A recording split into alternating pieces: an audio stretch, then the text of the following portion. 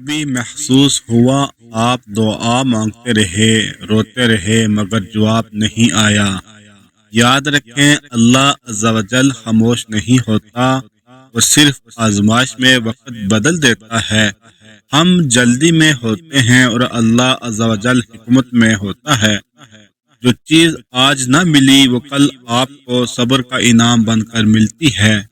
قرآن ہمیں سکھاتا ہے اور اللہ صبر کرنے والوں کے ساتھ ہے۔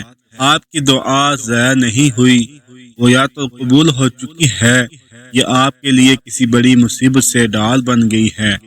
جب اللہ عز و جل دیر کرتا ہے تو وہ انکار نہیں ہوتا، وہ تیاری ہوتی ہے آپ کے دل کی، آپ کے صبر کی اور آپ کے بہتر مستقبل کی۔ اگر آج آپ کسی مشکل سے گزر رہے ہیں تو یہ ویڈیو کسی اور تک ضرور پہنچائیں اور کمنٹ میں لکھیں، میں صبر کر رہا ہوں، اللہ عز و جل پر یقین ہے۔